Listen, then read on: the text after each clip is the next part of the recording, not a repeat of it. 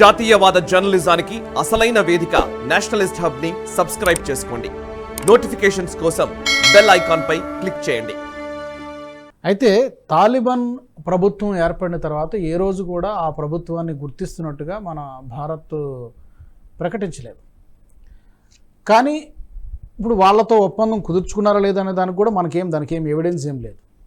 దీనికి కౌంటర్ ఇవ్వాల్సిన అవసరం ఉందా, లేకపోతే ఇవ్వకుండా మౌనమే?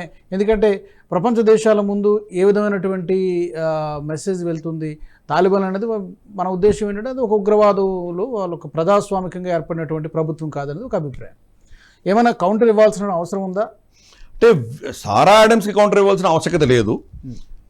కానీ తాలిబాన్ ప్రభుత్వంతో భారతదేశం ఒక విధమైనటువంటి డిప్లొమాటిక్ అండర్స్టాండింగ్ తప్పకుండా ఉన్నది.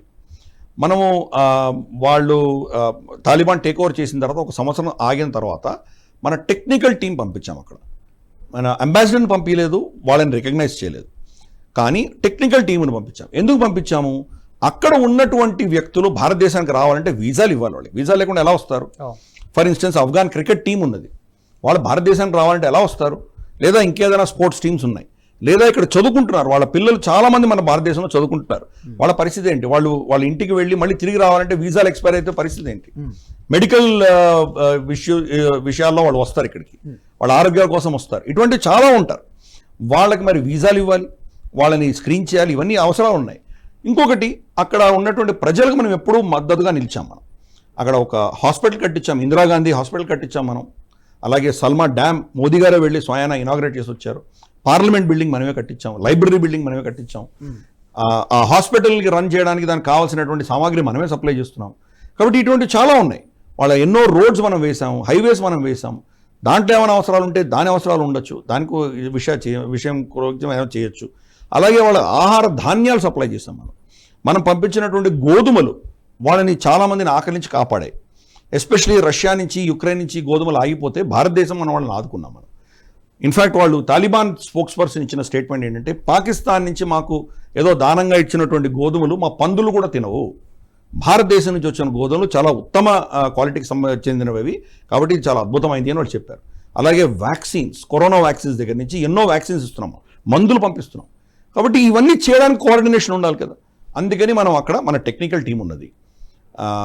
కానీ ఆ దేశాన్ని రికగ్నైజ్ మనం చేయలేదు.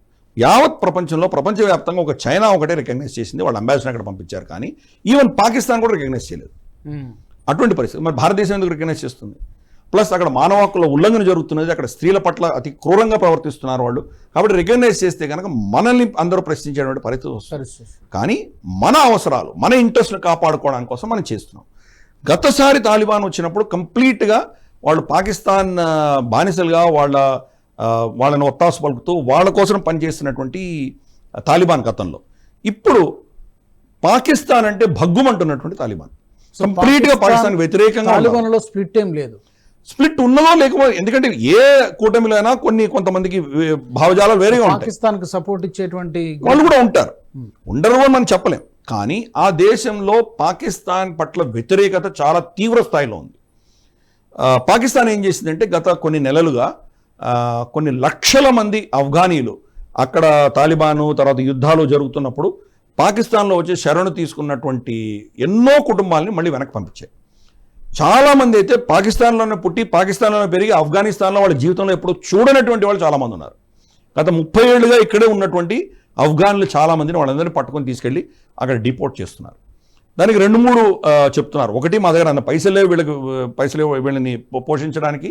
రెండవది, మా దేశంలో అంటే పాకిస్తాన్ దేశంలో ఖైబర్ పఖ్తూన్ఖ్వా లాంటి ప్రాంతంలో ఉగ్రవాద చర్యలు జరుగుతున్నాయి, దాన్ని తాలిబాన్ కంట్రోల్ చేయట్లేదు, కాబట్టి మాకు వీళ్ళని కూడా వెనక్కి పంపించేస్తున్నాం అన్నటువంటి ఇంకొక నేరేటివ్. ఇటువంటి 2-3 నేరేటివ్స్ వాళ్ళు పంపిస్తున్నారు. కానీ మనం మాత్రం రోహింగ్యాలను తీసుకోవాలి, హిందూ మెజారిటీ జమ్మూలో పెట్టుకోవాలి. సో ఈ నెరేటివ్స్ మనం అర్థం చేసుకుందాం. రమారమి 10-12 లక్షల మందిని వాళ్ళు అక్కడికి పాకిస్తాన్కి పంపించేస్తుంటే తాలిబాన్ మీద ఒత్తిడి పెరుగుతుంది. కాబట్టి తాలిబాన్ వీళ్ళని యాక్సెప్ట్ చేయట్లేదు, పాకిస్తాన్కి వ్యతిరేకంగా వాళ్ళు ప్రవర్తిస్తున్నారు. పాకిస్తాన్కి వ్యతిరేకంగా ప్రవర్తించాలంటే ఇంకెవరితో వెళ్ళాలి మైత్రి? వాళ్ళు భారతదేశంతో పెట్టుకున్నారు. ఎందుకంటే చైనాతో వెళ్తే చైనా మళ్ళీ పాకిస్తాన్ సపోర్టరే కదా. కాబట్టి ఆ ఈక్వేషన్లో భారతదేశానికి దగ్గర అయ్యేటువంటి ప్రయత్నం చేస్తున్నారు. ఇన్ఫ్యాక్ట్ వాళ్ళు ఏం చెప్పారంటే, వాళ్ళ తాలిబాన్ ఆఫీసర్లను కూడా భారతదేశానికి పంపిస్తాము, మీరు ట్రైనింగ్ ఇచ్చి పంపించండి, మా అడ్మినిస్ట్రేషన్ ఎలా నడిపించుకోవాలి, మా పోలీసులు ఎలా నడవాలి, మా సైనికులకి ఎలా ట్రైనింగ్ ఇవ్వాలి, మీరే ఇవ్వండి అని చెప్పి భారతదేశాన్ని కోరడం కూడా జరిగింది. తాలిబాన్ యొక్క తీవ్ర భావజాలం ఉన్నా కానీ కూడా వాళ్ళలో ఉన్నటువంటి పాకిస్తాన్ వ్యతిరేకమైనటువంటి ఆ భావన ఏదైతే ఉన్నదో దాని దృష్ట్యా భారతదేశానికి దగ్గర అవుతున్నారు.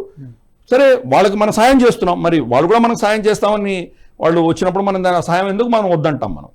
కాబట్టి సారాయడం చెప్పింది సత్యమైనా కానీ కూడా ఆధారాలు లేవు. ఈ వీడియో మీకు నచ్చినట్టయితే లైక్ చేయండి, 10 మందికి షేర్ చేయండి, అలాగే కామెంట్ల రూపంలో మీ అభిప్రాయాలను మాతో పంచుకోండి. Nationalist hub group of channels ను సబ్స్క్రైబ్ చేసుకుని తెలుగునాట జాతీయవాద జర్నలిజాన్ని ప్రోత్సహించండి. ఈ వీడియో కింద ఉన్న బెల్ ఐకాన్ పై క్లిక్ చేయడం మర్చిపోవద్దు.